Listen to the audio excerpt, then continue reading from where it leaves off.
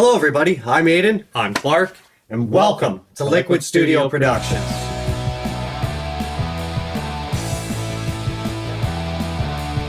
In today's video, we're going to be doing a continuation of the previous video we did where we took a look at our new microphones, the Aston Origin and Spirit, as well as the Warm Audio 47 Junior and the Warm Audio 87.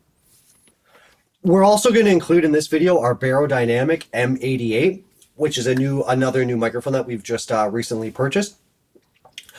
Like Clark said, this is going to be a continuation of our last video. We used the mics as our drum overhead, a mono drum overhead. We did a comparison of them.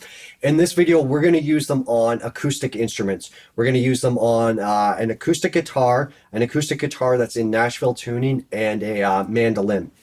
We're going to put one of our songs together using these microphones.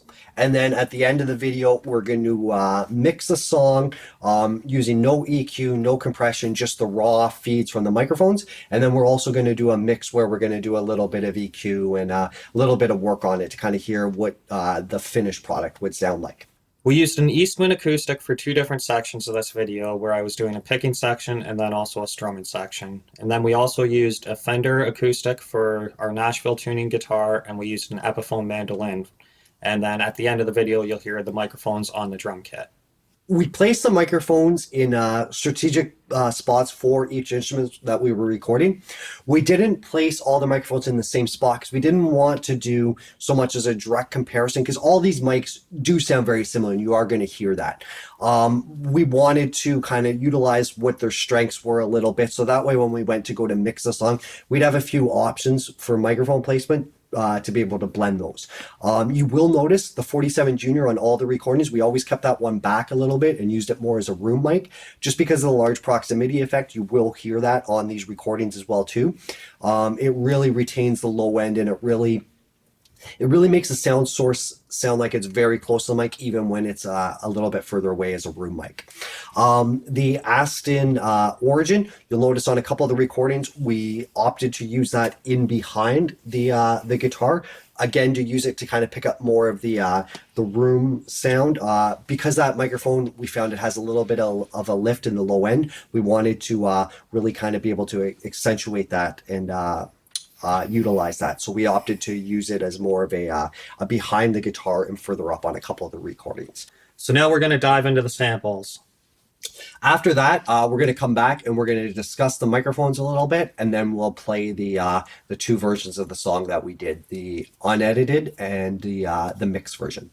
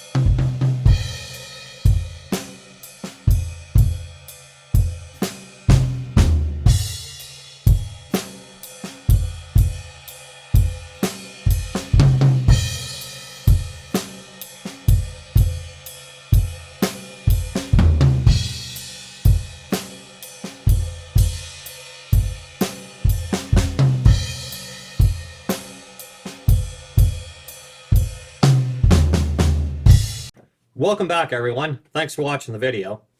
So we're just gonna quickly talk about the mics a little bit, kind of our impressions of them and what we think about them here. So any one of these mics are a fantastic choice. You really wouldn't be disappointed with any of them.